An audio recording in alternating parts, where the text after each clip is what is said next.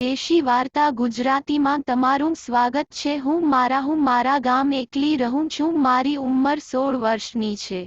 આ ગામમાં મારે એક ખેતર હતું। રોજ ખેતરે જાતી, ખેતરનું કામકાજ કરી અને રોજ ઘરે આવતી રહેતી અને એક દિવસ રસ્તામાં ચાલી આવતી હતી અને રસ્તામાં દાદા મને દાદા તો કાંઈ બોલ્યા નહીં અને ચાલ્યા ગયા, પણ તેની પાછળ એક છોકરો આવતો હતો। તે મારા સામું જોઈ રહ્યો હતો। મેં પણ કહી દીધું, ભાઈ શું જુએ છે? મારા સામે જઈ કંઈ નહીં જોતો, તેમ કહીને તે ચાલો ગયું, પરંતુ બીજા દિવસે તે સામે મળ્યો। વળી પાછું મારી સામે જોઈ। મેં વળી પાછું કાનિક તો તું મારી સામું જોવે છે, રોજ મારી સામું જોવે છે? પણ મેં કહી દીધું, તારા સંતરા બહુ જ સરસ છે। કેમ કહ્યું? તે તો શરમાવા લાગી। પછી તો મેં તેને કહ્યું હતું કે ક્યાં જાય છે? તો તેને કહ્યું, ખેતરનું કામકાજ કરવા માટે ખેતરમાં જાઉં છું। તો મેં પણ કહ્યું, ચાલ હું પણ તારી સાથે આવું। કામના બા ને મારી સાથે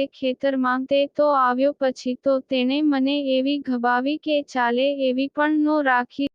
ખેતરનું કામકાજ કરવા માટે ખેતરમાં જાઉં છું। તો મેં પણ કહ્યું, ચાલ હું પણ તારી સાથે આવું। કામના બા ને મારી સાથે ખેતરમાં તે તો આવ્યો। પછી તો તેણે મને એવી ગભાવી કે ચાલે એવી પણ નો રાખી। દર્દ મને બહુ થાતું હતું, પણ શું કરું? મારે પણ એ શોખ હતો ને। એ તો એવી ચોદ કે ભોંસ ફાડી નાખે। પછી તો હું રોજ તેના ખેતર કામ કરવાના જાતો। ઘડીક કામ કરી અને પછી અમે અમારા વારો ખેલ ચાલુ કરતાં। પછી તો એક દિવસ અમે બંને જાતા હતા। પેલા દિવસે કાકા મળ્યા હતા, એ ફરી એકવાર ને પાછા મળ્યા। કાકે રાખી અમારી હોર। અમે એક દિવસ ગભગભાવતા હતા અને કાકો ભારી ગયા અને અમારું સેટિંગ બગડી ગયું। પછી અમે બેનને છૂટા પડી ગયા। તો મિત્રો, આ હતી અમારી કહાની। વિડીયો ગમે તો લાઈક, શેર, સબસ્ક્રાઇબ કરજો અને આગળ મોકલજો।